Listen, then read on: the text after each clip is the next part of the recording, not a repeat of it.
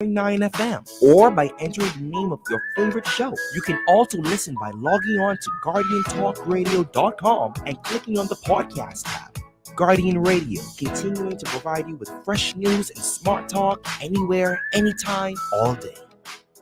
This is Guardian Radio, your station for up-to-the-minute news, intelligent, interactive, and engaging conversation. 96.9 FM. The views and opinions of the hosts and guests are their own and do not necessarily reflect the position of the management and staff of Guardian. Let's go. This talk is Natasha Black is sponsored by the Cancer Treatment Centers of America, BTC, Nassau Motor, and J.S. Johnson. Now, we didn't say it. They said it. Yep. Shaunae Miller is the best in the world. In the 400. Don't be best in the world then. That means we's the best in the world. Preach, Bishop. This what you call another one. Another goal. Who are we? The best in the world. Who are we? The best in the world. Who are we? The best in the world. Shaunae win gold. Who are we? The best in the world. Who are we? The best in the world. Who are we? The best in the world. Gold. Gold is ice. On your mark, get set, go. She coming. On your mark, get set, go. She rolling. On your mark, get set, go. Or shoot. Shaunae win gold. On the mark, get set, go. On your mark, get set, go. On your mark, get set, go. Y'all keep the silver, we get the gold. She said the best for last, yes, and she could roll. Punching. Ain't no more diving. Shaunae Miller rolling. Oh, on your mark, get set, go. On your mark, get set, go. Shaunae Miller, get that gold. I talking a big nasty gal. She said, hey, and she could roll. Ain't no what's more up, Muhammad? Shaunae Miller smoke them. Oh, on your mark, get Listen, set, go. On your mark, get are you set, ready? Go. Shaunae Miller, get that gold. Shaunae got gold, y'all. Shaunae got gold. All right. Woo! Can I just say, Shaunae Miller, baby, O-M freaking G, my girl, my champion. Oh, she had me a flutter. I tell you, there's amazing, I have to say, in reality, I try to figure out what were the happiest moments in my life, like the most joyous moments in my life. And, I would love to say, pushing out all of my children was that exciting. No, not even close. No, it didn't hurt. Shaunae was just pure joy. Stevie, pure joy. Can I just say, to watch Shaunae run across that finish line with all of that space, that gap, right? Allison Felix, the most decorated American athlete, I think Olympic athlete, there is. Third, yep. No diving for Shaunae, boo. No. By the way, can I just say a special thank you to Solo being an Olympic musician, like Olympic level. How does Solo come up with these things as quickly as he does? He's crossing the finish line as soon as the athletes cross the finish line. And so it's very exciting. I'm very proud. And so, of course, I'm calling everyone, right? Like, I'm calling everybody. I even called my mommy to make sure she was awake. She was, but not interested in what I was interested in. But we digress. So it's a big day. Of course, I have my good friend, CNU, who will be joining me in a minute. But I called another, like, one of the best, when you have a phone and then you have numbers and you're happy you have certain people's number. Like, the fact that he answered my call is always a joy. He and his wife don't seem to age at all. And we were supposed to do another show. So now they're forcing me to have to do that show, which we didn't ever get to book. But you see athletes, or you see people perform great feats. And what we have to always remember is that there's support. There's a village. And there is not, right now I'm wondering, is there a greater sports family? Because my God, you think they could be involved in sports anymore. I have joining us the father of the Olympic athlete, the one and only president of the Coaches Association himself. And, I don't know if y'all know Mrs. Miller is also on the B3A board. These people don't have anything to do but sports. That's what I tell you. Sean Miller. Sean, darling, welcome. How are you? I'm fine, Ms. Black. How are you? And thank you for having me on your show. Listen, it's a pleasure to have you. It's a pleasure on this day. I can still see you beaming with pride. Your daughter did it again, my boy. she did it again. Yes, through the grace of God, she certainly did. And, you know, I was overwhelmed to see the response from the Bahamian public. Um, a lot of people were telling me that they were on the road at that time and there was no traffic, but everybody stayed home to watch that race. And Yes. man, yes, it's a humbling feeling, you know what I mean? To know Yeah. that you're loved by all. And loved by all, without a doubt, here locally, abroad, by all. Tell me about it though. This is different. These guys have always traveled with, especially last Olympics you were there. This time Tokyo said, no, you can't come. So you were watching this at home like everyone else, not in the video, in the stadium. Tell me about what you guys spoke about before, leading up to the race, and then the race itself. This experience was a totally different one. You know, the duo moving back and forth with Shaunae has lasted almost 20 or a little over 20 years now. Mm-hmm. But this one was really different. There was a lot of prayers that went up with her. This one was to prove that it's not by might, but by the grace of God. This is truly, truly a lesson this time. Because all of the other competitions that we had leading up to this date, we were always leaning on her training, her performance, and her will to win. But this time, she was struck with injuries. This time, we were going to bed, not certain if she would be able to show up. There was, I think it was the semifinals. I had a hard time getting into her, and I was just watching to see when they came out of the call room to see if she would show. It was that close of a call. Wow. And you know, she told me after the semi, she said, "Daddy, this only have to be the grace of God right here." She said, because just before she went into the call room, her legs was giving her a lot of problem. Then all of a sudden, out of the clear blue, it just started to ease off. Wow. And she knew for certain. This one was, there was so much uncertainty inside this one that we just had to wait and see what happened. And I mean, look in which manner. She still went out there and ended up breaking the national record, came very close to the Olympic record, two-time gold medalist. Wow, this is just too much to take in at once.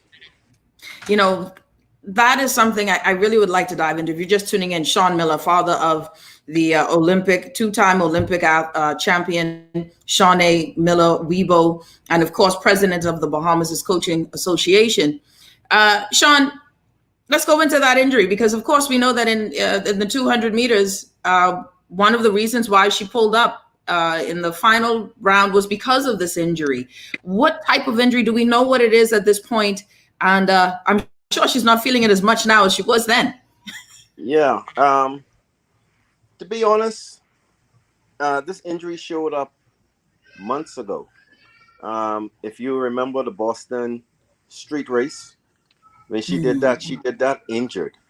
You know, I felt so bad for her whole team because they were really on track.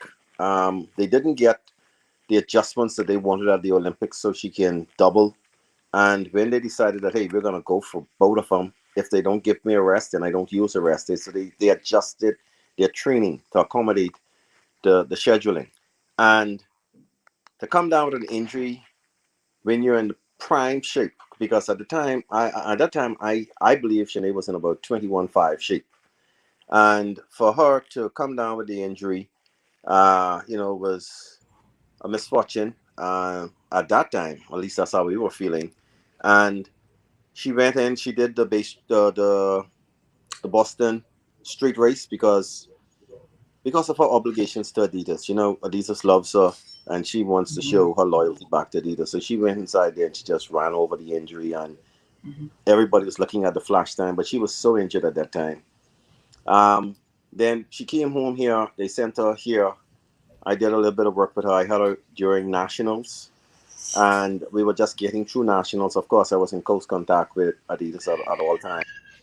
We got through nationals. The injury started to heal up real nice. We went into Budapest. She did well over there. She came second, and then we went into Monaco. She was able to pull the victory off over there, and every day she was getting stronger and stronger on the legs. So we started to feel real good about it. And then we went into the Olympics.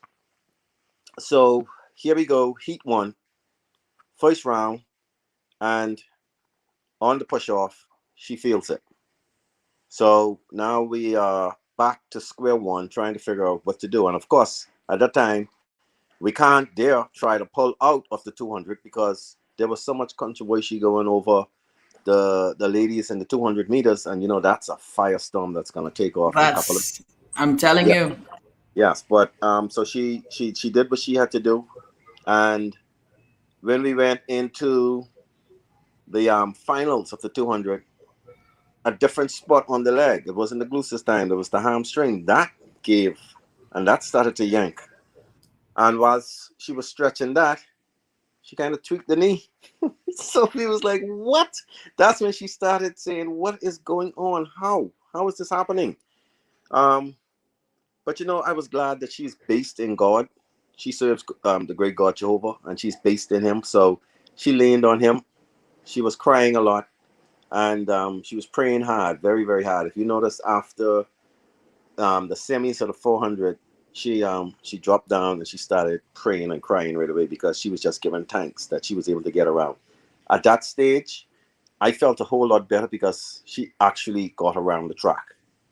And then the following night, it was very painful on it, but we knew that was just pain. So we didn't suspect any ligaments or anything like that. And we just went from there. When she went out, the instructions that she was given, she follows through. She always follows through on the instructions. So she followed through, and that was not to take it out hard. Try and feel the leg and see where it is. Don't worry about who picks you up where. We weren't in there to break the record anymore. We were in there now to try and see if we can get around the track and bring home a gold for the Bahamas. And we were doing that. And by the time she got up to the 200, she told me that she felt really good. And she just started pressing on a little bit more and more. And she built into it. And then she swung for home. So that's how the whole race played out with the injuries and the victory itself. But we like to give God thanks again. My God, when I tell you, Sean Miller here, father of Shaunae Miller Weibo, president of the Bahamas Coaches Federation Association, I think, thank you so much for telling us that, because many had no idea to the level of pain and what she was going through, and to know, and that's why you see such a praise when she was done, that she laid on that track and just gave thanks to God. It was a feat of accomplishment, and it shows just what a warrior she is. Sean, so as you're watching this from home and all of this that's going on, what was when she crossed that line, and when did you know she had it? And when she crossed the finish line, what was going on in your house at that time? Well, the point that I knew she won the race, because just hours before she competed, me and her, we were on the phone. We were analyzing the race, and I was shocked with some of the times when we compared all of the semis, the times that they came up to the 300. And I said, wow, with all of that, she still came up to the 300 the quickest. So I said, it's just a matter of fact, because she had to shut down at the one. So I knew that we were out of trouble when she had cruised up to the 300, and her instructions was to take it very easy to the first 200. So by the time she put on the afterburners, I knew for certain that she didn't burn any energy, and we just wanted to make sure that the leg was good, no damages. But in my house, oh my Lord, my wife, May, she started to freak out just before the start. So I had to come over and rub her feet down a little. And she's like, oh, Lord, going back and forth. And I was like, oh, not the drama today. So afterwards, I prayed that all the neighbors knew it was a race and that we weren't just having a domestic dispute, because, boy, it got loud in there, like very, very loud. All the screaming. And then the phone calls just started pouring in after that.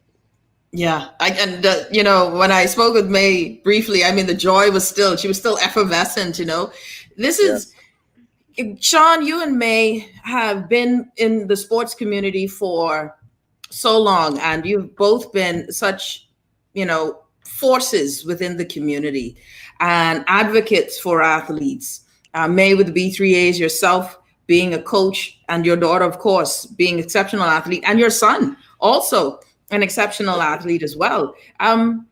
What is it like if you were to, as other parents who are going through this process and their kids, we know that Devon Charlton, her parents are also very involved with the sports. And so she got to make her first finals. So we're seeing a lot of involvement with parents in these sports. What is it for you when you go through time and you look at this moment, this big moment where your daughter finishes a 400 meter, she's an Olympic champion for the second time. What is it like for you when you think about all that you put together? Well, when I look at it all, you can't really look at it as work, and this is why when I am training younger kids and the parents aren't supporting the way I would like for them to support their children, it's not really work. It's like you're out there. It's an afternoon activity that you can be with your children. You have the ups and downs with track and field. At some point, you are the most dominant, and then boom, somebody pops in. Then before you know it, you're the most dominant again, and it's up and down, but it's so much fun, and time passes by so quickly. There are kids that we have going off to school right now this year, and I told them, I said, can you remember when I told you this time will pass so quickly? It really flies by, but I will encourage people to please. Track and field is something that Bahamians are talented with. I always tell them I don't know if we have such good women sprinters because our women got such big bungies. Sorry if That's that's what it not a is. word. That's what it saying is. right. But I tell them, I said, we're gifted here in the Bahamas.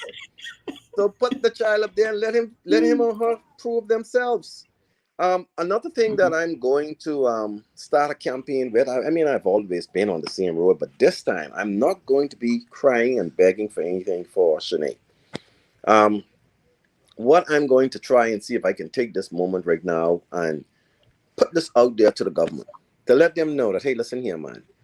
Enough of the days when we just putting in pocket change to try and put into development. Do you know where most of the monies are spent on track and field? The majority of monies that are spent on track and field is spent on the travel for the athletes, elite athletes when they make these times. That's when the majority of the money is spent from the ministries. We don't have any development programs for the youths. We lose so much good kids in between there. I always tell people, I said, how is it that the only kids that are fast are kids that go to private school? How is it? And I'll tell you why. Because after a period of time, you see, talent is the first thing. Then there's training. You have to train afterwards. So a lot of the kids that have talent, when they're in the public schools, they don't carry on. They don't continue. That's because we don't have enough funding in the public schools. Government have to come through some of the clubs, I believe, and start making us accountable. Say, hey, now listen here. If we're going to put out this big money to get track and field jump started in the Bahamas, then you guys are going to have to say a commitment. And that's where we go on the left. We will promise you by the year, blah, blah, blah. Yeah. God spare our lives. Here's what will be happening in the country. Here's where we're spending our money. Don't put it in anyone's hand. Put it in someone's hands that is going to be accountable. That at the end of the day, if you was to mess that money up, you're going to face the firing line because you are robbing kids. All right? And these kids, I've seen it so many times. I've seen kids that follow through. We have a young man that just left out of here. He's going to do his master's now. This is a guy that had absolutely no funding. There's no way in the world his parents could afford for him to go to a top-notch school that's going to pay him $60,000 a year schooling. And, you know, if the government can just start to realize what it is, it's not that you're going to waste this money. This is an investment for the future. This is an investment that'll see a better Bahamas in less than 15, 20 years. Wow. Yeah, Sean Miller, father. It's very important. You know, and one of the things, that's why I love the fact that, we're having this conversation today, right? Because it's important, right at the heels of something so great, so historic, as to watch Shaunae cross the line and get her second Olympic gold. And I'm still questioning Sean, by the way. If you're just tuning in, Sean Miller, father of Shaunae Miller-Weibo, and of course, president of the Bahamas Coaches Association here. I'm still going to question if she's not getting a gold for the world in 2019 in Doha. But you'll let me know about that later, because that's a whole other kettle of fish on what's going on there. So, because I think that my sister won gold in the 400 in 2019. Okay. I believe it's going to come back up because they know that they have to give her that gold medal. That was hers. If you already bust all of those exams, that has to come back up. But you know what was so encouraging with that is that her Caribbean sisters right here in the NACAT region, they were the ones that stood up and fought that and said, no, you can bring that back. And you can find out because we just robbed one of our Caribbean sisters. And they pushed it to the extent the athletes reps over here in our region, the North American and Caribbean region and Central American region. And they pushed it and they got this far. So I think that in the spirit of Olympics, they probably would let it float for now. But I believe it's going to come back up. What did she say, Sean? Because there's so much. And we have to do the show again because I want to ask you, and I'm not going to ruin this moment about what happened and why one of your coaches came back. I won't ruin this moment with that story. So we'll do this something else again. But I have to ask you this. When she called, when you spoke to her, what was that conversation like? Which one? When she called today, right after the race. Sorry, when she called today. Oh, well, after the race, everything still be so wild and crazy. She was with Dr. Ricky Davis at the time, and she was prepping, and she still had to go and do all the interviews as far as the press conference and everything. So she just wanted to say quickly hi to everyone and, thank you. And, the normal little screaming up and down, little girly things that a mom does. And that's how that conversation went.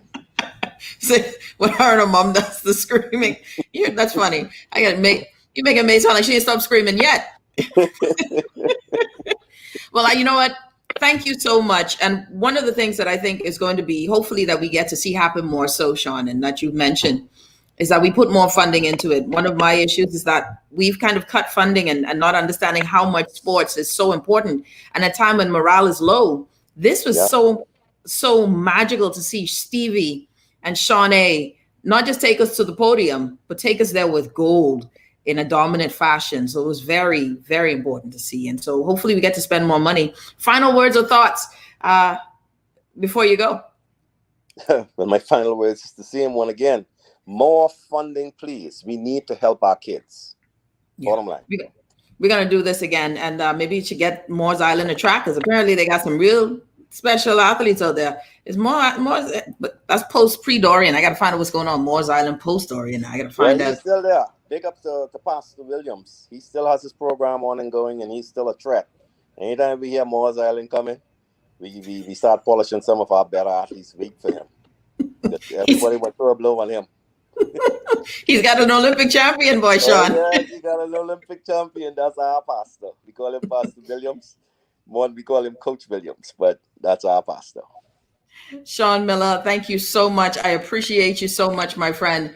Thank you for the time. And of course, we know when all of the athletes land, I'm looking forward to having you guys in studio with the Hit Back, Guardian Radio. Thank you, buddy. Okay, thank you so much for having me on the show, and good day, Bahamas. Good day. All right, you're listening to the Hit Back with Nahaja Black. When we come back, I want to get a brief, summation. My good friend Cia Nuri is joining me. I can't wait. And then we have some young emerging leaders, and I wanted to get their thoughts on something that is, so impactful today, and what their thoughts are on this whole thing going on. We'll be back, right? I see my friend CA, like he's about to fall asleep. We'll be back right after this.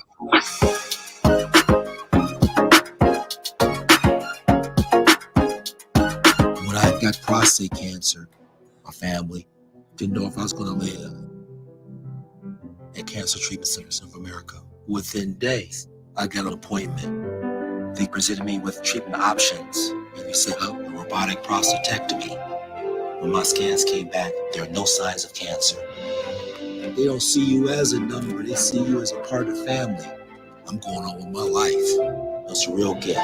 Call us at Cancer Treatment Centers of America. Enjoy an elevated mobile experience with BTC, giving you unlimited talk for the best conversations, unlimited data for all your online fun, and unlimited roaming to stay connected while overseas. For just $50 per line. Unlock unlimited mobile talk, data, and roaming when you sign up for BTC Superfast Fiber Internet with speed starting at 100 megabits per second. Enjoy more great savings and value. Upgrade or sign up today. Visit any BTC store or btcbahamas.com. Conditions apply. It's the hit back with the hash of black. It's the hit back with the hash of black. It's the hit back with the hash of black.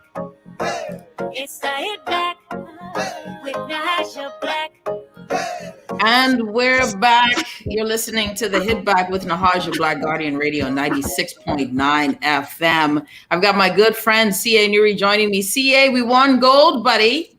Bahamas got gold, it's something to celebrate. But just now was an awesome interview, and I appreciate it. It was good to hear an endearing story from a father who's a coach, and for him to tell his story and to tell the story of the advent of his daughter moving on to be a professional athlete. And I think the Bahamas needs to know, especially the story about the injuries. That was very much telling, and I appreciate that, to know that what happened. Yeah, no, and it was just great information. And I think it's good to get that behind the scenes sort of storytelling of what athletes go through.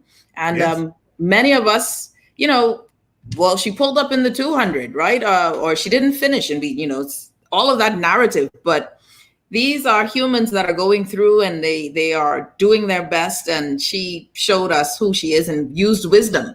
One of the things that I like what Sean says is that when it comes to coaching, she's very teachable. And so she listens to instructions. If you notice, he said it, and we saw it if you were watching the race. Sean Miller, her dad, said, CA, that he told him the instruction was, don't come out of the gate too fast. And if you watch that race, she did not come out of the block smoking as everyone else did. And that was the instruction. Check to see how it feels by the first 200. And she said it felt good. She told him it felt good. And then he knew it was on. She came out of there. There wasn't much space between her and others. And that was it. And before the final curve, right before the final curve, you saw her make room, and you were like, this is it. In my house, we were freaking right out. It was freaking out. The baby's Who knew there were so many mechanics involved? I just thought you get up and run. You run your hardest, and you fall out at the finish line. To know that there's a strategy.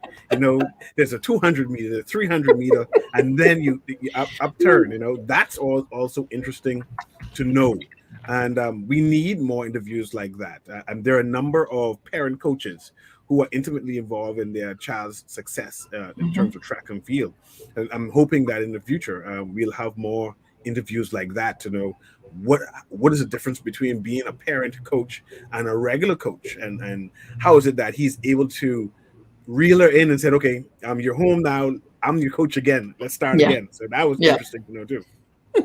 And also, just as a note, Devin Charlton, the hurdler who made the finals, Devin Charlton, her father is one of the coaches for Team Bahamas over there right now at the Olympic team. So for the Olympic team. So this is, this is a factory. This is a system that is going on. It's definitely a thing. It's a thing. Yeah. And so it's a lot to be proud of with that. And I think that, now 2 gold medals, a defense of a gold medal for Shaunae.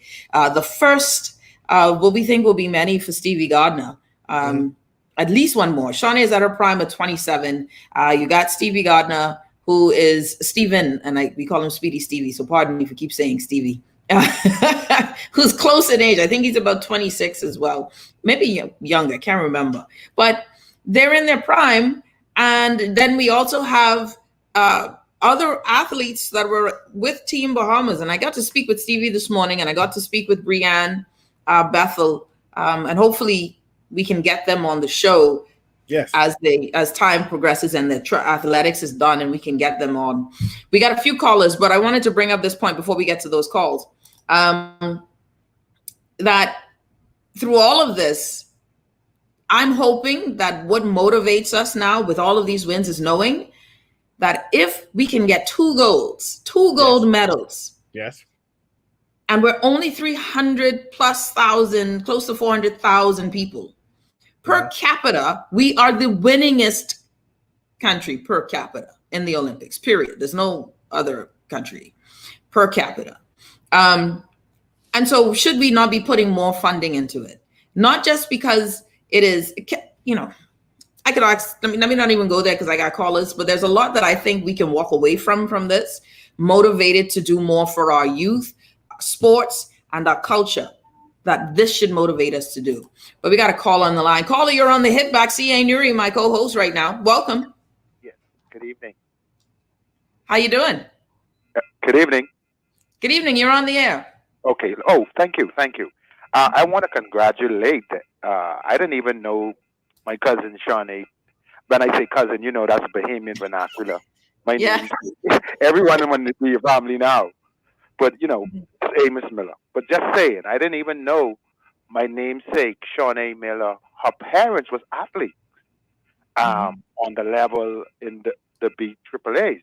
So that's a major accomplishment for the BAAAs, you see? And so, but for her to do it back to back, double for her trouble, okay? That's what it is. That's what the Bahamian people needed to lift our spirits, okay? And keep our heads lifted, as our national anthem said. Lift our heads to the rising sun, Bahamaland. Tell the road you and I together unified have trod that leads us to Yahweh Elohim in Jesus' name. So that's all I really called to say, to congratulate her parents and the BAAA. And thank you. All of the coaches, of course. And then to say you look lovely today, of course. Thank you, darling. Thank you. All right, we got another call on the line. Caller, you're on the hit back. Welcome. Hello. Hi, you're on the air. I'm pleasant. Good afternoon, Miss Black Sparky here. Sparkalicious. Hey, what's happening, Bogalicious? Everything's good. First of all, I'd like to also congratulate Jamaica, our brothers and sisters to the south. Yes. This is also Happy Independence Day, Jamaica. Today is their Independence Day, August the 6th, 1962. All right. And they got in some golds too, and some silvers too. So, we got to congratulate our brothers and sisters down there in Jamaica. I wish I could get back in old Julius. If I'd been down there one time, I won't go back down there. See, now hold on. There's a whole different motivation there, Sparky. I see you now. I see you. Yeah, and you got to also compare these things. We talk about per capita. They got 3 million people. Yep. In Jamaica. We don't even have 1 million in the Bahamas. Not even 500,000 yet. I don't know how they count these figures. I grew up saying we had 250,000 people. All of a sudden we got 400. I don't know where them children come from. But it's not a lot. But anyway, I'd like to congratulate the complete Miller family. See, I go back from far back past the Port Cake and them. We got to mention a man who started off with them called the big brother, Hardy Miller. He was the fast 400 man, and then Lefty took over from him. And then you also had Robbie Miller and Terry Miller. And Sean also, all of them was athletes, a distance runner. And I remember meeting Mr. Miller, Sean, her father, down at the bowling alley when we were building the bowling alley. One day he came down to meet Hardy, because Hardy was working out as a manager. I was a manager also. Hold on. Sorry, Sparky, 1 minute. I have a few other callers, so I want you to really quickly, because I can't have I was trying to get a little story there, but I remember talking to his daddy like you, and he was telling me at that time the hard work that they put in, waking up early in the morning to go on Sanders Beach and the different beaches to straighten their legs, running in the sand and so forth. And I must say today, I was a big crybaby at 2 times. Coming around that 200-meter mark, I was started up doing, good thing I was in the room by myself. I was carried on, calling some bad words, some good words, bringing her home. But when she stood on that doggone podium with that national anthem, I could have seen a couple of little things draining down from the eye underneath her mouth. And I was in my room crying like a big doggone baby. Thank you, Sparky. I know what a Bahamian feel like now. And when next up, I'm a Bahamian, and I love it. Have a good day. Thank you, buddy. Thank you. We got one more caller before we, switch gears real quick. Caller, you're on the head back. Welcome. Good afternoon. First and foremost, I'd like to congratulate our gold medalist and also the full Bahamas Olympic team, including the swimmers, all the coaches and everything. And I want to say a special congratulations to my schoolmate, my classmate, Sean Miller, and his wife, May. I know Sean had Olympic dreams himself, but not this way. I think he wanted to be the one running on the track too, but that's just a joke for him. Because we was in class together at R.M. Bailey. I know the hard work and thing that he put in, and I hope that there's a book, couple books they're already working on to tell this story.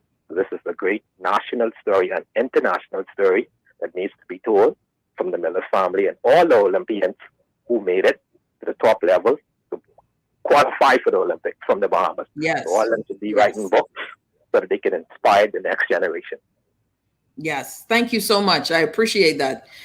I think one of those things, and of course, you can feel free to give us a call and thank the Olympians that are, congratulate Stevie.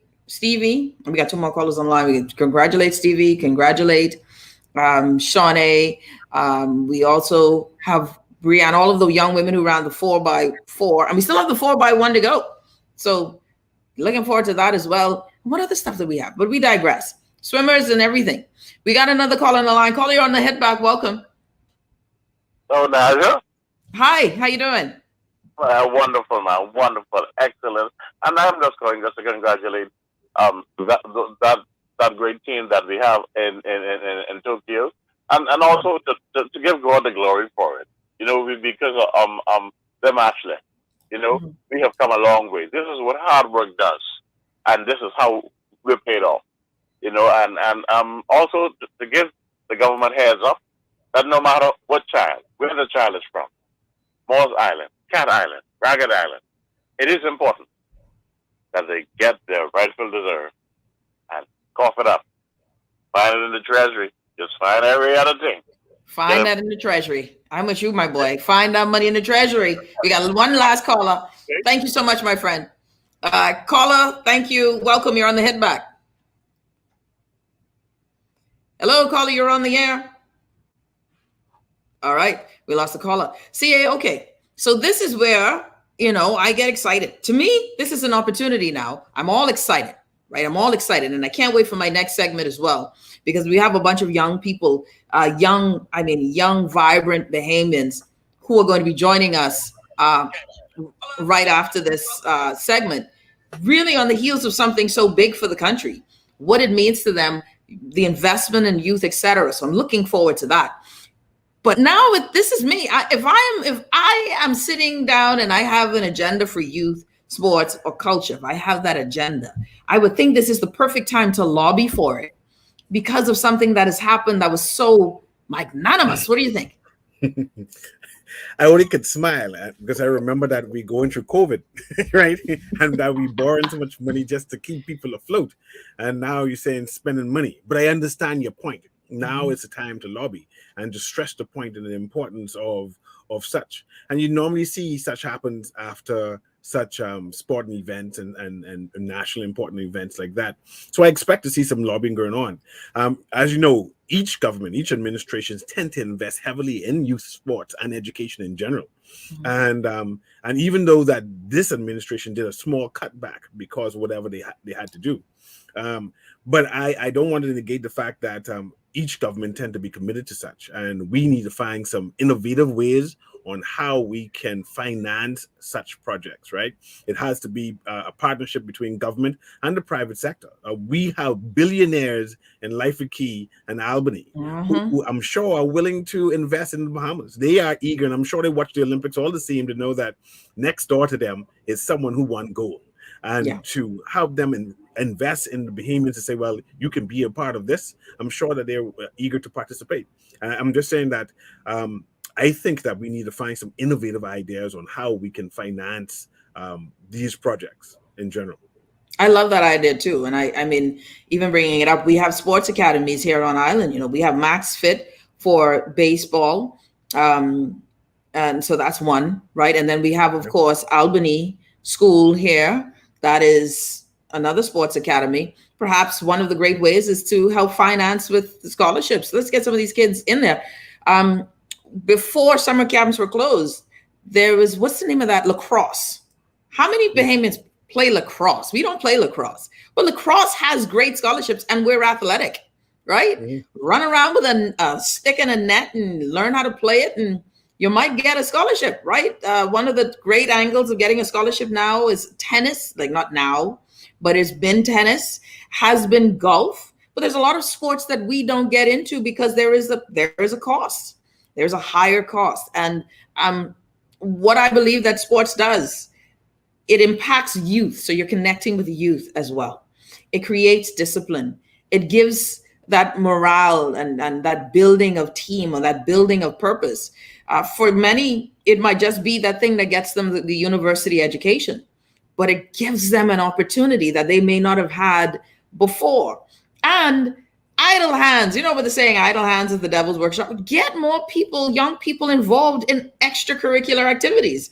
Where the street corners and the communities have sporting programs that are funded as a part of our urban renewal, right? Get the kids and then, make sure that there are parks and, basketball courts within certain mileage, square mileage, that it isn't. And of course, we're small, so it shouldn't take that much to do something like this, not just basketball. Give them the opportunity as we have with the stadium right now, which is Nassau centric. And there's a lot of things that are simply New Providence centric that won't help Moores Island, that they need a track, right? But listen, maybe you don't need a track because boy, Stevie's feet working on them, that rocky ground.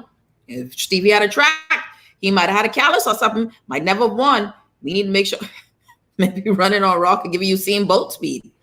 But I think that there's great opportunities here, where we can I feel as if that ministry is the place where the many persons in cabinet are like, well, that's the lowest rung.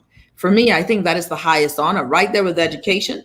The Ministry of Youth, Sports, and Culture should be your highest honor. If ever I ran in government and I was elected by the people, I'd say, put me right there in that ministry. If I could get a cabinet job, put me there. I want that job. I don't want no other job. Let me deal with it and activate. I think you can do some wonderful things in this whole country through that same ministry. And I don't think we get any respect there. Yeah, definitely. But it's so nice and delightful to talk about something other than COVID, other than the problems of the Bahamas, right? And to know that the entire Bahamas, and I assume the entire Bahamas came and wake up at 8 o'clock in the morning to watch Shaunae run. We expected the goal. We were anticipating the goal. We're eager to see if she could do it. And we know that she's nursing injuries. So we had the support and we were all praying and praising her. So it's good to find a different topic and to bring the entire Bahamas together and say, hey, good show, congratulations, and to celebrate. That coupled with, I think moving forward, similar to swimming, there needs to have clubs attached to schools. I know in Jamaica they have such, right? Yes. And I know that Coach Miller mentioned that some public schools, the talented kids tend to fall away on through the cracks, and it's mostly because they don't have a club there where the students could go after school and say, well, I'm a part of this team, and the team is attached and sponsored by that'd be great itself, right? Yeah. And where they can even solicit funds and sponsorship for that organization. And I'm hoping that moving forward, that we can attach one or two clubs to public schools and perhaps create smaller tracks. I know St. Augustine has a for lack of a better word, a makeshift track, not a professional like track, but this has trained many a student to get a scholarship because they have the long jump, the triple jump, the 400 meter measurements and all of that. And all of that can be duplicated. It doesn't have to be state-of-the-art, overwhelming track, spending millions and millions of dollars on. It just needs to be something that these schools can use. I know that schools like Government High would have to leave their school campus altogether. C.I. Walker would have to leave their school campus altogether just to practice and play sports because they built a school that doesn't have it. That needs to be solved. Yeah, and it helps with some of our health issues too. If we start to focus more, remember we were supposed to do baseball, softball in schools. Is that happening? right? I've not. Do we have like softball in government schools where we're playing it now? Someone needs to tell me because it was definitely after I graduated, but I know it was an initiative, and I haven't heard much about it. I haven't heard about any major government high versus R.M. Bailey softball, matches, and I think we're losing what used to be a great sports country to just a sports subculture and not a We had a sports great culture. baseball, softball culture too, Yeah. where we had talented high schoolers who could have gone abroad and get scholarship off of softball, Mhm. and Yeah. that narrative needs to happen again. And now we have talented basketball players, right, who have taken That's the right. opportunity to leave early Mhm. from in high school to learn skills.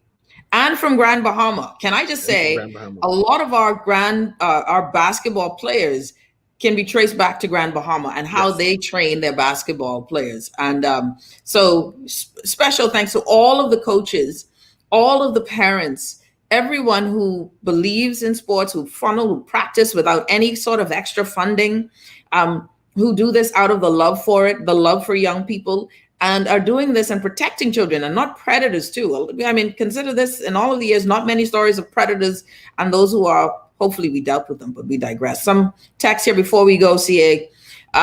Tell your guests, and that was for Sean Miller. If you missed any part of the show, the beginning part of the show, Sean Miller, father of Shaunae Miller Weibo, was on the show with us telling us about her injury and what she went through going and leading up to that race, her historic race. And so you can, of course, watch it again. We are on YouTube. We are on Facebook. Feel free to follow the page, Hit Back with Nahaja Black on Facebook or on YouTube and type in Nahaja Black and you can catch that show. That part of the show. Someone said, tell your guests, we the Bahamians will make sure his daughter gets a property in Lyford Key, $85,000 cash, and a lot of perks. Congratulations. I like this Bahamian. I don't know who they are to say that, but yeah. Very specific, right? I feel like that was a conversation. Was that a conversation or we made that up? I like it. It's a thing. We have money to spend. Yeah. Someone says, make sure she gets land that has utilities, not crown land. Oh, we had that issue before, Yes. We have that issue. Any of the Golden Girls moving their property yet? One of the Golden Knights did, and he didn't have any electricity. Built a whole place. Solar. You went solar. Oh, boy. Solar. Someone says, who pays for our Olympians' traveling costs during the season? Well, I was thinking athletes have stipends. I just don't know how much and how that's going. The subvention varies, though. It's a scale. So the better you are, the more money you get. Unfortunately, right? So, I mean, unfortunately and unfortunately, because those who aren't that great can't be funded to do more or to get better training and whatnot. But it's a scale. Someone says, so traveling costs, if you don't have a contract, you tend to pay for it yourself if the subvention doesn't carry you. Thank you, Mr. Miller. Say that again. Do not beg for anything for your daughter. She deserves it. Don't beg. I totally agree with you. That's for Sean Miller then. Good evening. How many more Olympics do you think Shaunae Miller is good for before she retires? I think Shaunae for sure. The next one, which is only 3 years away, 2024, Shaunae can definitely defend it and come out gold. Come out gold. All right. I think she's good for two, at least two. Both of them are good for two. Well, definitely. I'm going with both of them, giving me two more, and let's see how it goes. And plus, Shaunae has been talking about the heptathlon. Her husband is an heptathlete. Nice, yes. Yeah, I know about them 10. What? Well, no, hep is 70. I don't know about that 17. That's a lot of That's running. a lot of things. That's a lot. Thank you, buddy. I appreciate you. When we come back, you're listening with the Hit Back with Nahaja Black. Special thanks to my good friend C.A. Nuri, who always is so gracious with his time and joining me. Sean Miller Weibo joined us. Sean Miller joined us at the beginning of the show. When we come back, we're going to have joining us Felicity Darville, Jabez, and I can't remember Jabez's last name, O'Neill Meadows. They'll all be joining us along with Mario McCartney. We're talking about young people and their impact. What are they looking forward to? We'll be back right after. This is Guardian Radio 96.9 FM, Nassau, Bahamas. You're listening to the Guardian News Network. Good afternoon, everyone. I'm Taylor Ferguson. Here's what's making news. Thank you so much for tuning in. Carnival Cruise Line returning to the Bahamas for the first time in 16 months. As the cruise line's newest LNG-powered ship docked in Nassau, CEO Christine Duffy said there will be many more voyages to come. We have over 4,100 guests that are on board with us, and this ship is only sailing with about 70% of its full capacity. So in the future, as things evolve with the restart, we'll have close to 6,000 guests that will be coming. This ship will sail here as part of our Eastern Caribbean itinerary every other week. The liquefied natural gas-powered vessel is the first of its kind at Nassau's cruise port. Duffy said by the end of October, Carnival will have 15 ships in operation, several of which will stop in the Bahamas. Former Health Minister Dr. Dwayne Sands presenting a vaccine seminar for Atlantis workers. His message was clear. Vaccinations are the best solution to end this COVID-19 pandemic. We are in deep trouble in the Bahamas. Okay, let's don't pretty this up. Right now, our hospital's about to collapse. Okay? If your mommy has a stroke today, there ain't no place to put her. I need you to understand that. Okay? We can put her on the porch. She can sit out there until we get her COVID test back. And then, even if she's COVID negative, we may not have a place to put her, but put her in the hallway. Sands says he doesn't support vaccinating children under the age of 12, but he believes it will be safer for teenagers. Carnival Cruise Line arriving in the Bahamas today for the first time in 16 months, sailing into the port of Nassau with its newest ship, the Carnival Mardi Gras, on its maiden voyage. The Bahamian-flagged liquefied natural gas-powered vessel will be the first of its kind at Nassau's cruise port. Bahamas Maritime Authority Managing Director and Chief Executive Officer Captain Dwayne Hutchison said in a statement, "We are proud of our close collaboration and relationship with Carnival Cruise Line, and we thank them for making the Bahamas its flag of choice for this innovative vessel." And that's what's making news. I'm Taylor Ferguson. AP News is coming up next. Tired of banks forcing you to use technology to bank the way they want you to? Your convenience is important. So no matter what your banking needs, Commonwealth Bank's friendly staff are always available in branch for that personal one-on-one service. But when you choose technology, our online and mobile banking app offers you state-of-the-art functionality. The choice is yours. Commonwealth Bank. Bank the way you want. Coronavirus update. I'm Tim McGuire with an AP News Minute. White House Press Secretary Jen Psaki says millions of people who delayed getting the coronavirus vaccine are now rolling up their sleeves. More than 3.2 million Americans have gotten newly vaccinated over the past 7 days. And importantly, as we've seen as a trend over the last few weeks, states with the highest case rates are seeing their vaccination rates grow the fastest. The Delta variant leading to jumps in infections, especially among the unvaccinated. One group that still cannot be vaccinated, children under 12. They're also heading back to school. Some states and districts mandating everyone in the schools wear masks. Others banning mask mandates, allowing only voluntary protections, even for unvaccinated children. United Airlines, the latest company to require U.S.-based employees to be vaccinated against COVID-19 by late October. Airline estimates up to 90% of pilots and some 80% of flight attendants are already vaccinated. I'm Tim McGuire.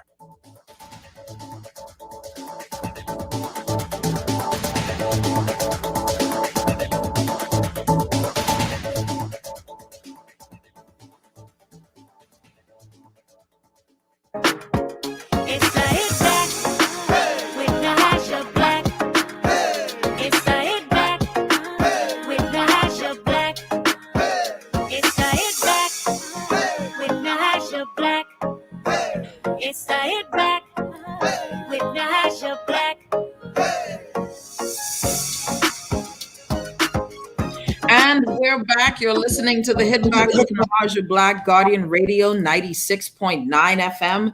Listen, it's a great day. Something always good news. And I'm excited about the show that I have this particular segment.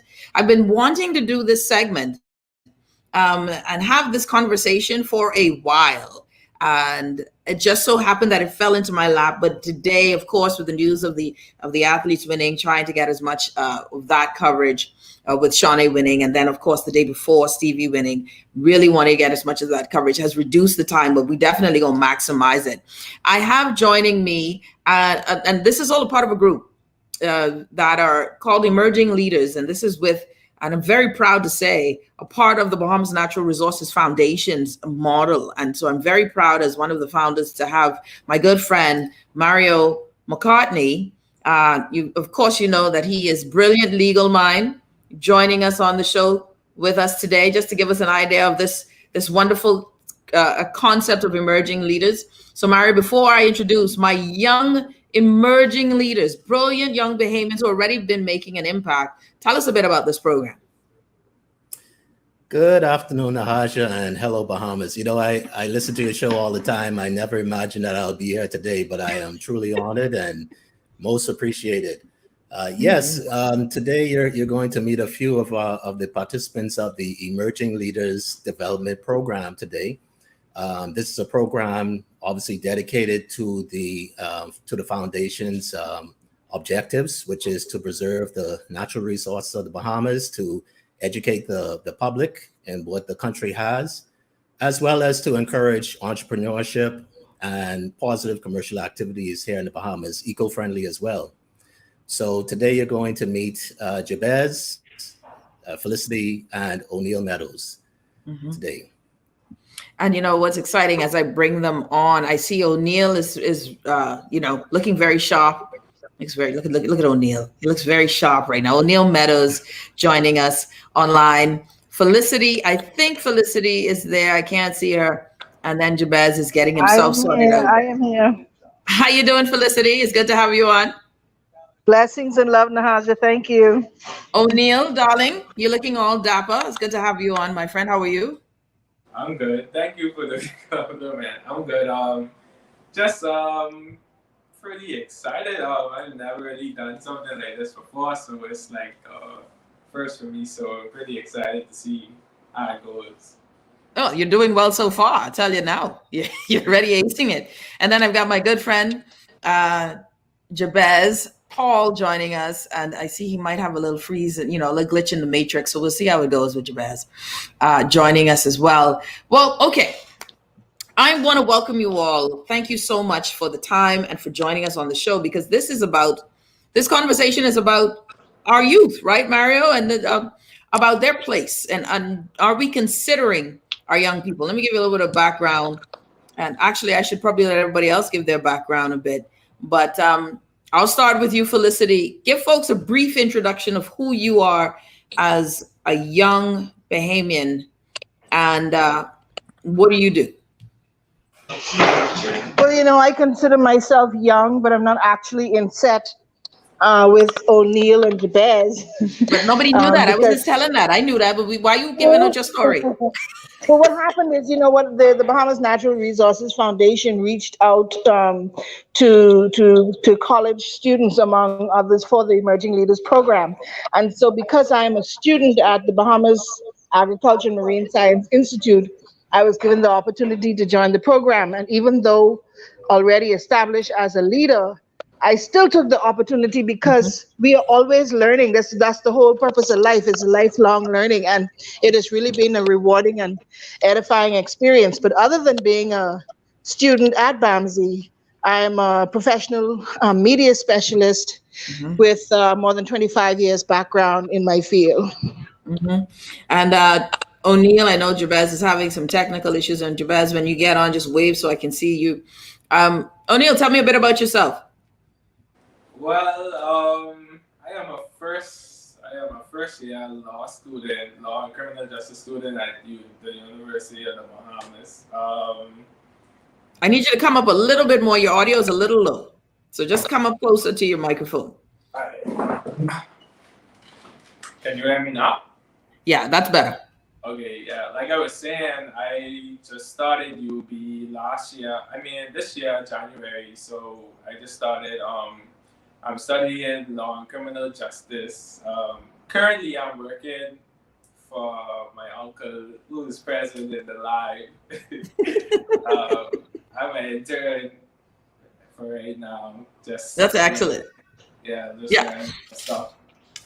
All right. So let me give you guys the 411 on why this was important for me to have this discussion, and because we as a country, we do a lot of talking, right? Like a lot of talking, right? O'Neill and Felicity and Mario, we do a lot of talking. And there's always people talking about the forward movement of the country, where we're going, how are we getting there. So we're speaking about the country in its present state and then about the future. But what never seems to be happening when we discuss the future is our future plans for our young people. And I wonder, and a lot of times, once being considered young, now that I cross a certain line now, O'Neill, I can't. I have to be like Felicity and do a little, public service advisory when, when it's time. But I wonder, what are young people thinking when when you think about the Bahamas? What do you think about your place in it? And how do you feel that the country views you, especially as a young man? O'Neill, I'll let you go. Honestly, I hate to say it, but I really don't I don't see much progression right now, because it's like us as young people, we really don't it's more of a who you know society. So sometimes we don't have the opportunity to, give ideas or, go on to show examples of how we can make the country better or, make things happen for our country. So, I mean, I was hopefully in the years to come, maybe that, some things turn around and, some young people can come in, like myself, can come in and, just try and make an opportunity for us so we can make our country a better place. But for right now, honestly, I just don't. You don't see it? No, you don't see it? I always wonder, is there a pathway? If I were to ask you now, what is the Bahamian dream? What would you say that is, O'Neill? Do you know what the Bahamian dream is? What do you dream about, or you think that young Bahamians dream about? I feel like everybody wants to be successful in life, whether it's to own a big house, have a business, have a family, Mm-hmm. I think it'd be something like that. Yeah, but do you think that that's commonplace among your peers? It depends, because, everyone's different. So, you get some people who think that, hey, because I ride in the best 2020 car, and, I still live with my parents, I made it. And then you get some people who think that, I don't have a house yet, and I'm almost 25, I haven't made it yet. So people have different perspective on things. So I can't really say that everyone thinks on one accord. So I'm going to ask this now with this platform for emerging leaders. And Mario, Felicity, I want you guys to join in, because this is where I'm always interested, right? Because leadership, why the program? Right? Why this program of emerging leaders or continuing to prune and train?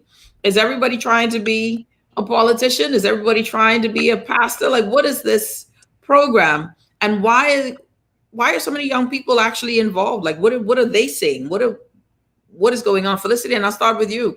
Why this? Say that the woman was holding her beautiful. You heard me, Felicity? Can you hear me? Yes, I can hear you now. Oh, not anymore. But whilst Felicity is trying to fix that, Mario, I'll go to you. Well, essentially, with the program, we want to give future leaders the ability. What I find to be, missing in this conversation is really the right chance to respond. You see so many things going on, and everyone thinks that it's the politician's role to address these matters, where, we saw a void where, you see a lack of volunteerism, for example, that's taking place. And, with the program, we're showing the participants, we're giving them the skills in order to demonstrate leadership as well as the experience. So when you have issues like, garbage being brought into the country, for example, you see where people are wondering what's going on, and obviously you see, I think someone on your show, on the previous show, came up and spoke on behalf of it, and I want to give him props. That's Mr. Anselmo Davis for doing that. But we need a lot more of that. So when we structured this program, and obviously at the very beginning, it was really designed to to help out the legal side in reconstructing the foundation. And I came up with the idea because at the time we had so many young persons coming in applying for work at my practice, and it became so overwhelming that I'm like, let's try to connect the dots here. We have a foundation that needs volunteers to help with the restructuring, and all of a sudden it started off with 5 volunteers, all the way up to 16. Wow! And these are persons, wow, really? Yeah. These are persons with passion who are very concerned about their country, their resources, and their well-being. And, from that point on, we gave them practical work. Obviously, it wasn't all lawyers. We had the legal side, which O'Neill is a part of. We gave them the practical experience in drafting documents and drafting policies for the foundation. But you also had persons in marketing. You had persons in social media. And everyone came together as one unit to help develop a plan for better responsiveness with ongoing environmental and other social concerns, as well as to be a part of more or less a corporate effort to address these concerns. We got now joining us. Sorry, go ahead. Yeah. So after obviously the program is in its final quarter. But we have had overwhelming contributions from Bahamians from the diaspora. You have presenters coming in, giving weekly, presentations on various skills, leadership skills. And honestly, I didn't think that it would elevate to this point where we are literally getting a group of young, inspiring individuals to take charge in the issues that's happening in this country today. And I think that's where it's exciting for me, right? For someone who's always looking to see where we make sure, where we are fueling the fire of a new Bahamas, right? Jabez Paul joining us as well. Jabez is the owner, and wait, make sure I get this right, Jabez, because I love the clothing line, by the way. Co-founder of Bahamian Clothing Line, FDC Apparel, joining us as well. And I know Jabez from something else before that. So it's a pleasure to have young Mr. Paul on the show with us. He's mine now, but you say young, right? Just for fun. If you're just tuning in, O'Neill Meadows, Jabez Paul, Mario McCartney. We're talking about, we're talking with some of our young emerging leaders, our young people. And this is not in politics. They're young people who are taking a stand in a place where they're saying, hey, we matter, right? So Jabez, let me ask you this. And I asked O'Neill this as well. When it comes to your place in the country, do you feel as if, as a young person, that we're listening to you? Are we listening to the young people? Do the young people feel as if they have a voice, or are we just functioning at this point? I think, well, good afternoon. Thanks for being on the show. And I made it through the matrix. So yeah, you did make it through. But by far and large, I feel as though we generally don't feel like we have that much of a voice. I think that is becoming more apparent through conversations with older people, not just parents, but when you have more conversation in general. I think the older generations are starting to realize that there needs to be more dialogue, but I don't think we're at a point where our opinion is absolutely valued yet. So we almost we make light of it and make joke of it amongst ourselves. But of course, you laugh to keep from crying in some cases. But for the most part, I think when I look at the temperature of like our age group, we don't feel very much listened to be honest. Yeah, and I like that you said that because I'm interested in that. Like, what, O'Neill, Jabez, if you look at things right now, right, and I'm curious as to where you guys would view things, right? If I were to say the state of the economy, what is the first thing that comes to your mind, O'Neill? The state of the economy from your perspective. I want you to be anybody but O'Neill. All right, don't mind your uncle. You can't get fired. You straight. The state of the economy. I mean, really and truly, I feel like before COVID, it was ever in a bad place, and I just feel like COVID just dragged it down, much more. So I don't feel like it's in a good place at all, really, if I'm being honest. Yeah. Do you feel like we're heading in the right direction with the economy, with the country as a whole? No, honestly, no, because it's like I just feel like we do everything else but like put our country first, like we would do for another country before we do for our country. Yeah, that's deep. Jabez, state of the economy. You're a professional. You're a business owner. You're a young businessman. I also happen to have a degree in economics, if that helps. That's right. But I think the easy thing is to say that our economy isn't like just flailing, but I think after further consideration, our economy isn't so much in a bad position. It's more lopsided because if you look at different areas of our economy, there are certain fractions of it that are performing rather well, but you don't see that trickle throughout the rest of the economy. So I would say our economy is in chokehold. Like, when you have a hose and it has like bends in it, and you have water building up in certain places. I feel like I think that's by far the definition of our economy. So if there's a 20-foot hose, I feel like there's a lot of water bursting out of 5 feet of that hose, and the other 15 feet of that hose is very, very dry. So that's good. I like that.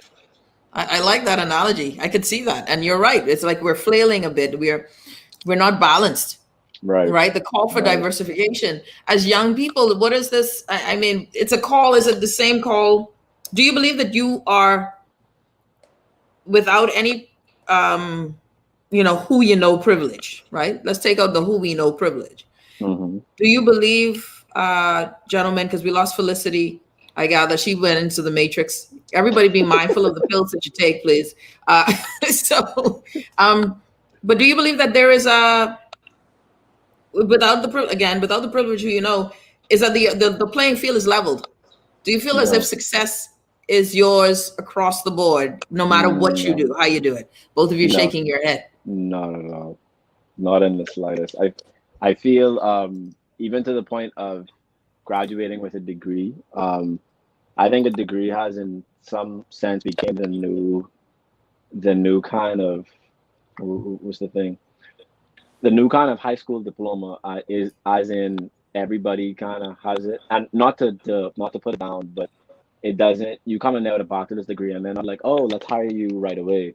You come in there with a bachelor's degree, and they're like, okay, go to the back of the line. And like you said, if you don't know anyone, I mean, to be honest, I feel like even if you know someone, it's hard. So it's kind of scary for us. I'm not gonna beat around the bush. It's pretty scary. Yeah, and I too came home with an economics degree, and it was so bad I had to start my own business. But God is good. I ended up well. I'll tell you that. That was a push we needed. Start your own business. It never had a boss. O'Neill, then what do you think? Do you think that without the benefits of who you know, and your best say, man, you might need to know more people apparently.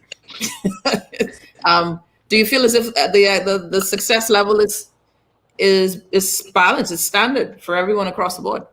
No, not at all. I actually agree with Jabez, but like what he was saying, and then what I would say too is if you listen to all of the stories from parents, maybe sending their children off to college, you would hear that most of them came back, and you would always hear something like, "Oh, when they went to an interview, they were either they would be on a call, waiting on a call, or they were overqualified, or something of that sort. So it's like, without the who you know, it's like a slight chance that you probably would get hired or get an opportunity. Yeah. And I wonder, if you're just tuning in, you're listening to the Hit Back with Nahaja Black. We're talking to some of the emerging leaders, participants of the Emerging Leaders Program at the Bahamas Natural Resources Foundation. One of the facilitators, and actually the idea man for this, Mario Moxie. Hi, Pastor Mario. Mario McCartney, attorney at law, Lex Justice, I think it is, right? Right, Mario? It's Lex Justice, right? That's right. Yes, sir. I know you guys don't advertise, but I'm just telling people that just so that I didn't advertise it. I was just saying. Well, hey, it's most appreciated. I'm here for you, buddy, because you're legit. I trust you in my will and testament, but I digress. One of the things here, okay, we got to take a break real quick. But before I go, no, let's take the break. Let's come back because I want to ask that question and I don't want to pause after the question. So we'll take a quick break. You're listening to the Hit Back with Nahaja Black, Guardian Radio 96.9 FM. When we come back, let's talk a bit more with our emerging leaders. We'll be back right after this.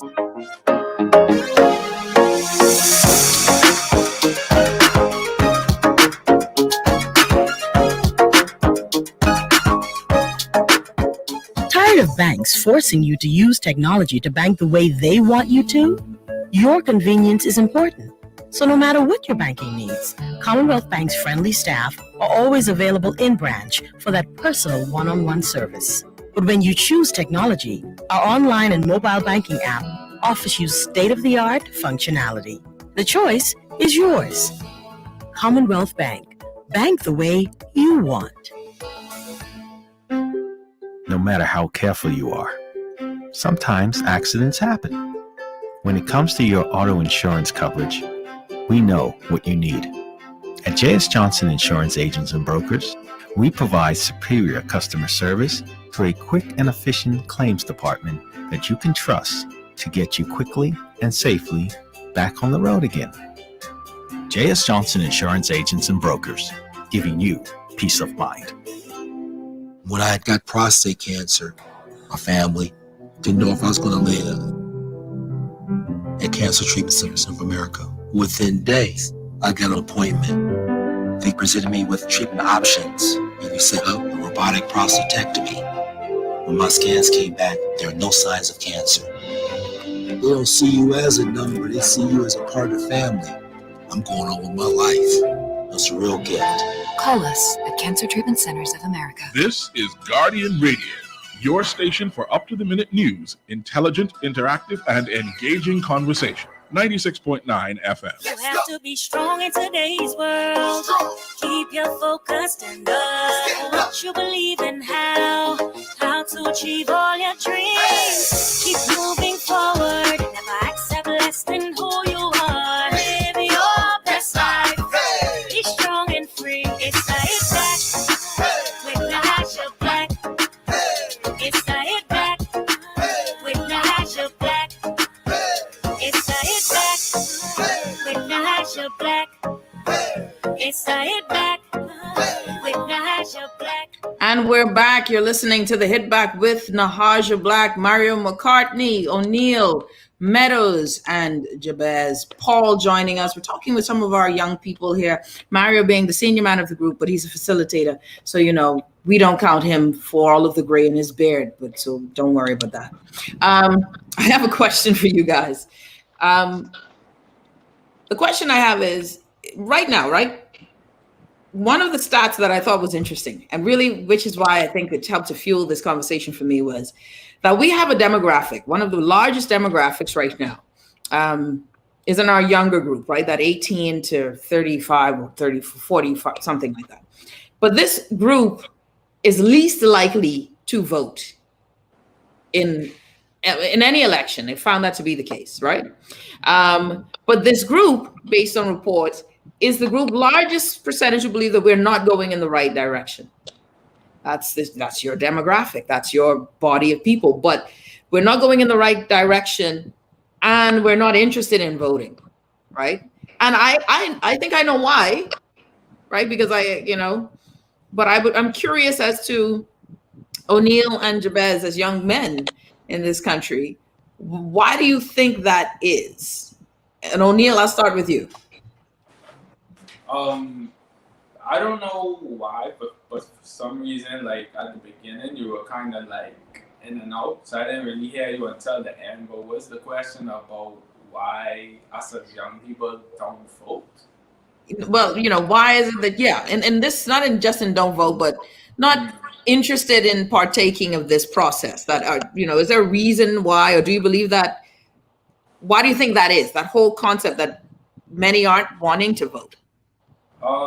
I mean, I feel as if people just think that, usually it's just the same two colors, and there's never really a change. So, I mean, I guess people just saying, what's the sense of it if we're just having the same thing every 5 years or so? Yeah. Okay, I like that. That's a good one, Jabez. Yeah, I agree. Even if they were the same, even if the two colors kind of like balanced out, like if there was some benefit to us in the long run, I feel like we'd be more driven. But because, and we're not just taking it from what we've seen in our lifetime, we have heard like our short history. We've only been independent like less than 50 years, so we've taken in our learning from what we've seen, but also heard of how repeatedly over the last almost 50 years there has been like, and that's not to say that we didn't have our forefathers that fight for some of the rights that we do benefit from today, but because we've seen over like a long period of time, what's the use of voting, and y'all can do what y'all want to do anyhow, and all these things that happen. It's just like, I mean, that coupled with the fact that our generation is a very disinterested generation, because I think we have to deal with a lot of social media has made us aware of everything wrong almost, so it's a lot to kind of process. So we kind of become numb to certain things. But yeah, in addition to what O'Neill said, I think it's just an overall what we've grown to realize, like, we're going to hell in a handbasket. Like, you might as well enjoy the ride. Like, that's how it feels almost. Not to be negative, but that's how it feels sometimes. But that's the truth. When I say that's the truth, I think that it's fair to feel that way, right? That it's somehow, it's like, I mean, is anybody going to listen to me? Does my vote change the culture? Do young people, as young men, and again, I go back to this, do you believe that you can impact the culture? Can you impact from your space, Jabez, O'Neill? Do you believe that you can impact it or change the culture in any way? Or do you believe that it requires a more concerted effort from young people to change the culture? I feel like we can definitely kickstart it. I feel like, because just yesterday I went out with a few friends to grab some dinner, and we talked about some conversations that don't usually happen. And part of what we said during the conversation is it takes us having these conversations so that we can light the fire to have other conversations out there. So I think it does generally start with us creating a safe space to have certain sensitive and important conversations. I think that needs to swell a more unified and dramatic voice, in my opinion. What type of conversations would that be? What type of conversations are you guys having right now as 26, 27-year-olds? Well, I don't know if we could really discuss that on this show, but but one conversation that we did have last night was in regards to mental health, and how a lot of us as individuals, not just 20 somethings, but 30, 40, 50-year-olds were traumatized in different ways as kids. And because we as Bahamians make light of a lot of things, there isn't a lot of space to talk about that without feeling judged. So that's one of those things we can kind of reshape culture to be like, okay, it's okay to talk about this. But again, something like that, that kind of has to spread wildfire so that more people feel free to talk about it. So I think we talk more about mental health, dealing with trauma. Some people whether that be family issues, whether that be abuse issues. I think that's kind of the hot topics for our generation in particular. Yeah, no, I think that that's interesting as well. So then, O'Neill, I got to ask you, as a young Bahamian man, what does it mean for you to be Bahamian? Because I always wonder if we were to the connection. I believe. Okay, guys, let me tell you what I think and why I'm asking this question. I believe that there's a connection between our pride of results with our understanding of our country and who we are as people, right? So I was listening to something very casually. I was watching a video with Jada Pinkett. Jada Pinkett in 2020, early 2020, Airbnb paid for this experience for her and her family because, Red Table makes money, blah, blah, blah. And they went to Singapore. And so they were to have the Singaporean experience, right? And one of the things that this host family that entertained them, the gentleman from the host family that entertained them said, and this was fast. This was a big one for me. He said to them, we're a young country, just 1965. And so we don't have time to have government dislike each other. We're all in this together because we have a purpose, one goal. We're trying to grow. That's 1960. Like I'm sitting there, I'm like, so you weren't colonized? Like, where's your slavery? Like, y'all different. Y'all different. That's different. But you look at the results, and the results show that there is that unified goal. There is an understanding that we are Singaporeans, that we are going to use our space as best to protect the environment. We are going to build so that everyone has housing. We are going to ensure that, we're growing but not selling out our culture. That's important to me and makes me wonder. And so they have an identity. They know who they are. And so I have to ask, as young people, young men, do you feel as if we know who we are as Bahamians that would lead us to this bigger goal? O'Neill, I know, I'm sorry, I laying it on thick. What you got for me? I feel like there are some Bahamians that know how to achieve that goal and who want that, but it's not much. And I just feel like, as Bahamians, most of us are just, what they would say, all for me, baby. So I just feel like everybody is just it's more greed than, people wanting to see, come together and see us succeed as a country. It'd be more greed than somebody actually wanting us to do that. Yeah, no, I like that answer. Jabez? I was actually talking to an older gentleman about that the other day. He said, since we are less than 50, we're still very much in that what can I get from me stage of our country's development, and people trying to set up their version of their generation of wealth. So I think as a collective, we're still exploring what that means to be Bahamian. Because if you ask, I guess, randomly on the street, what does it mean to be a Bahamian? Of course, we say Bahamian music and Skull in the Boat and Kalim, Kong Salad, stuff like that. But that's not an answer. That's not a. But is it really? But is it even really true? Right? Because the truth is, how many Bahamians Skull a Boat? How many Bahamians, can tell you what they listen to Bahamian music on a regular over Drake, over all of these other, you know what I mean?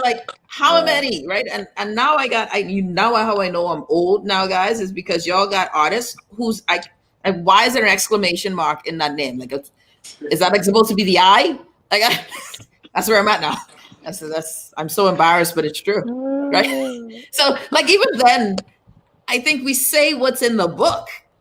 I think we're still exploring what that means, and I think you drew a very good comparison with Singapore.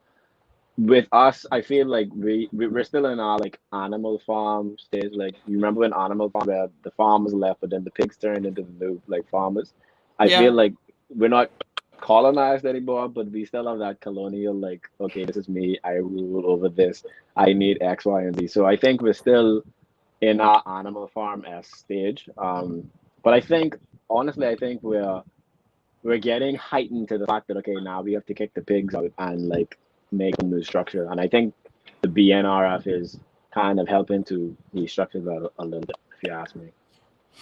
Mario McCartney here, representing the Bahamas Natural Resources Foundation and these emerging leaders. Before I let you guys go, Mario, the importance of this to me is wonderful. And to chat with O'Neill and Jabez, we have to do this as a longer show, and hopefully we get more of the young leaders here. And you should be very proud of your nephew, by the way. He's he's worth every penny. O'Neill, if you need a raise, holla. I got you. I ain't gonna pay it. I gonna make sure you pay it. But the importance of this, tell me, before I let you go, and we literally have 2 minutes before we have to go to break. The need for more of this type of training and type of encouragement, and how can parents get their kids involved? Well, for further information, you can always go to the website at bahamasnaturalresources.org, or you could check out the Facebook page at BNRF242. It's a simple process. If you want to become a member, there's various ways to join. From I think it's $5 for students, or up to $25 for adults. That's the annual fee. And, and surprisingly, it is growing. A lot of people are getting involved. A lot of people are viewing our presentations. We have speakers from all over, from all around the world that is contributing in some form or fashion. Yes. You mentioned in the earlier conversations, in terms of our society and our culture, in terms of the youth, one of the problems is the diversification of our economy. It's still tourist based. When new ideas and new business come along, it's such a mountain climb just to get started.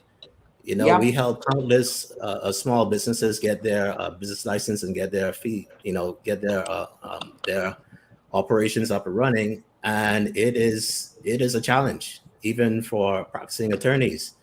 So this is what the foundation is all about. We are facilitating entrepreneurship. We are creating leaders. We're giving them the necessary skills and the exposure.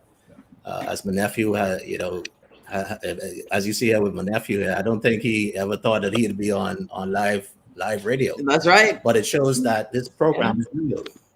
It's real, and this is just a start. And this was literally planned within a week's time, and already there's a demand for its continuation, which we are planning later on. I think early part of next year, it's going to be more robust. There's going to be more opportunities, and with the foundation's model of not only being a charitable organization, but also a means of facilitating new businesses, there's going to be a lot of opportunities for volunteers. So they're not going to be doing stuff for free for long. There's actually going to be opportunities for employment in a more diverse economy, which we are facilitating and which we are growing and preparing as we speak. So it's as a protector of the foundation, I would say, and honestly, I didn't imagine that I would have been so engaged in this, but from the heart, it's really a great opportunity for young persons, young and old, young and hard. It's a great opportunity, and to get that exposure. And I would encourage everyone to partake.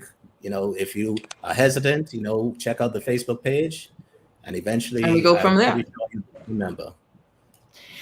Thank you guys so much. It was a pleasure. Jabez Paul, Mario McCartney, O'Neill Meadows, and to Lost in the Matrix, Felicity Darwell. Guys, thank you so much. You're listening to the Hit Back with Nahaja Black Guardian Radio. When we come back, we've got BTC. I don't know about y'all, but I'm excited about getting fiber to my house. Woo! Can't wait. We'll be back right after this.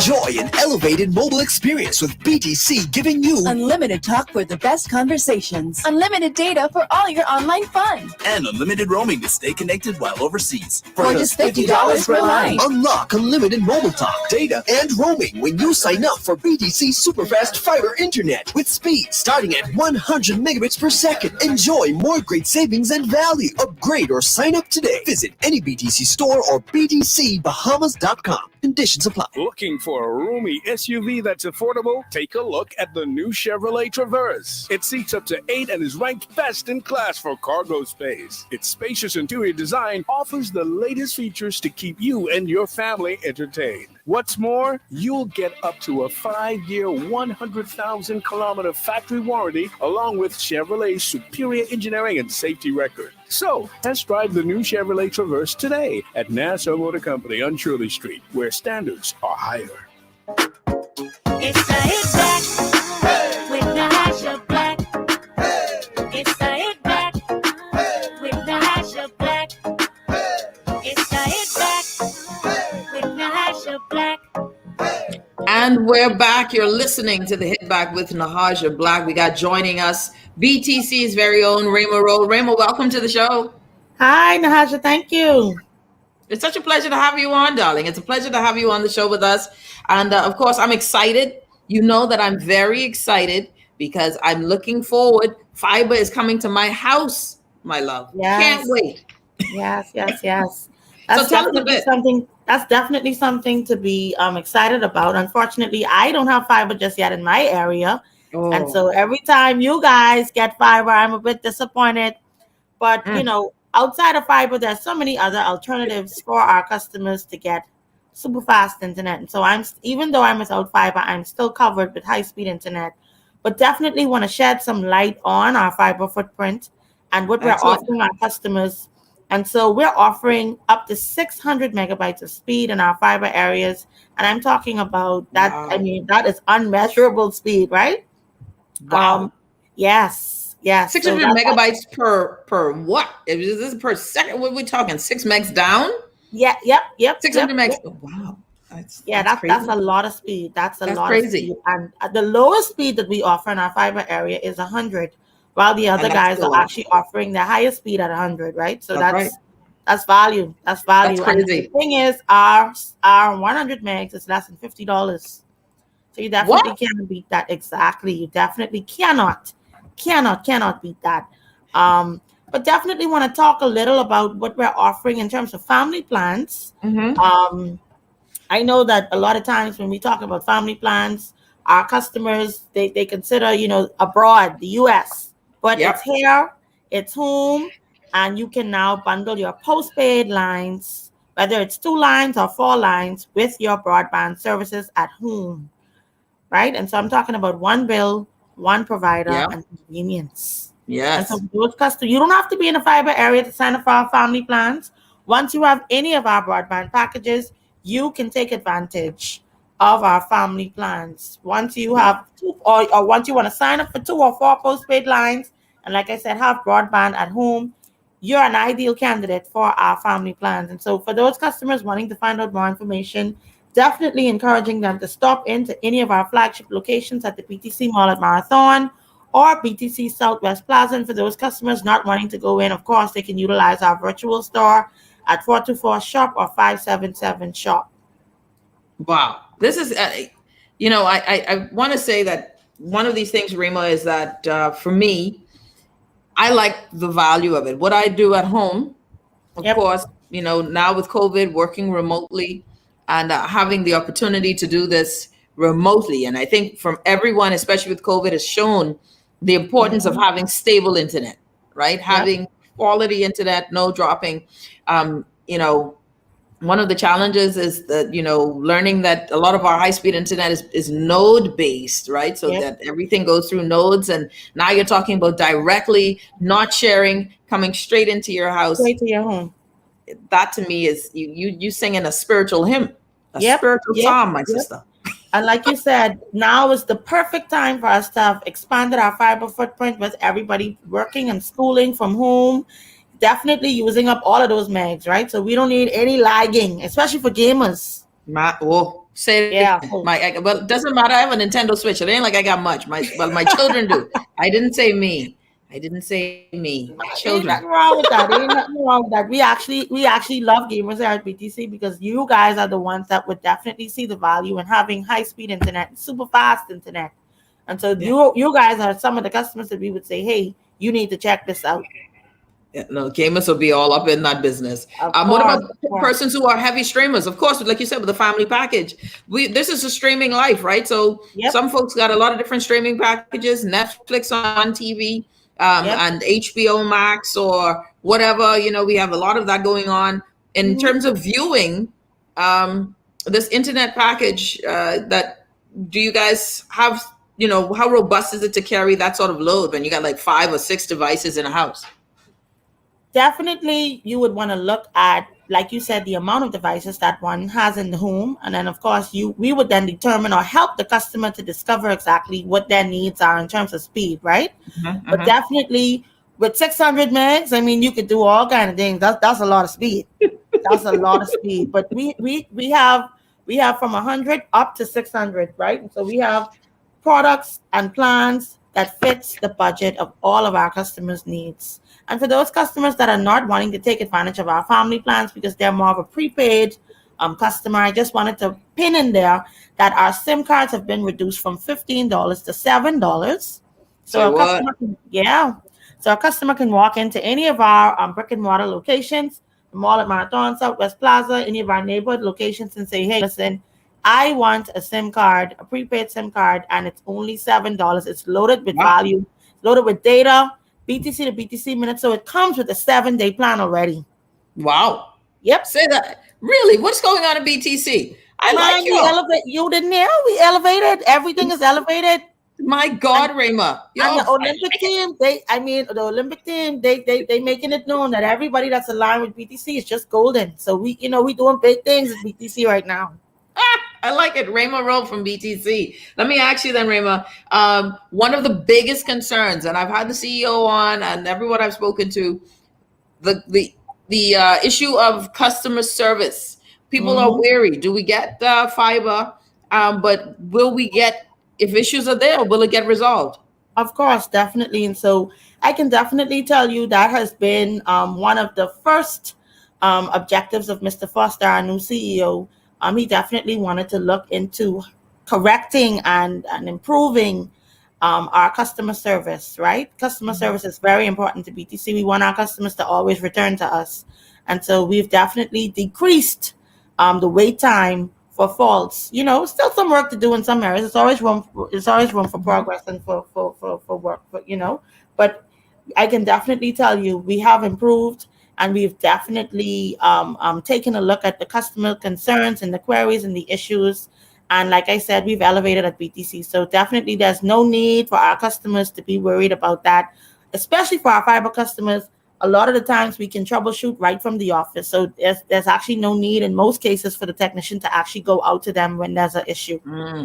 That's excellent. Let me ask this now. Again, Rayma Roll BTC, we're talking about a lot of the fiber options and packages that BTC now has, and wanting really for you and all of us to elevate with them. Family Islanders, when will this sort of tech reach into the Family Islands? Well, I am happy to say that we've already began extending the fiber footprint outside of New Providence. Excellent. Some of the islands that now have fiber would include Inagua, some portions of Grand Bahama. I think San Salvador is also in that fiber footprint. Wow. I don't have a listing, unfortunately, with me today, but like I said, we have started to extend that fiber footprint outside of New Providence. And so hopefully within the next year or two, we would have covered the entire Bahamas with fiber. And the timeline for New Providence, because I know it's a lot of work here as well, getting into the areas here and a lot of homes and whatnot. Yeah. What's the timeline like for New Providence? So definitely, I know that the company has set some aggressive goals and targets towards completing New Providence. But of course, with COVID, we can never give a definite timeline because things are constantly changing. But what I can tell you is we are consistently and eagerly working on those areas that have been earmarked to upgrade to fiber. I'm excited, man. I'm really excited about this fiber. It is something to be excited about. We've elevated not only existing BTC customers and BTC itself, but we are elevating the Bahamas in general. So it is something to be excited about. Trust me, Raymond. Fiber to my direct, no sharing, no drops. It's a big deal. It's a really big deal. It's a big deal. And it is. My whole house understands. This is like football season. Yes. This is big for me. So now give us the packages again, Rayma, so folks can plan and where do they go, etc. So definitely for those customers wanting and having no issue with coming into the brick and mortar locations at the mall at Marathon, Southwest Plaza, we are open at 9:30 a.m. Monday through Saturday, close at 4:30 p.m. We're open and ready and willing to serve you. But for those customers not able to physically go into a location, our virtual sales area, is open and readily available from 8 a.m. to 7 p.m. 424-SHOP, 577-SHOP. And for those customers not wanting to take advantage of our family plans, we have bundles, which includes TV, landline, internet, as low as $99.99, guys. So, just come into the store. Yep. Just come into the store and find out exactly what is the best offer that we have for you. TV, landline, and internet as low as $99.99. Hold on now. So now the TV thing, that's a good channel listing, because we got issues now. We have issues. I like TV. Listen. Raymond, just know we've elevated. We've elevated and we got over 200 channels. That's all I can say. Come into the store. We can fix you up. Rayma Roll, BTC. Elevate with BTC, y'all. Yes. Thank you so much, Rayma. Thank you for having me. It's a pleasure.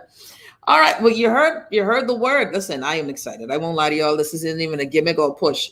Fiber to my home is what I got my whole community excited about. Fiber to your home, y'all. This is a big deal for me. So I'm excited, especially thankful to BTC for doing that work. And they might get a convert. They might get a convert for the other stuff.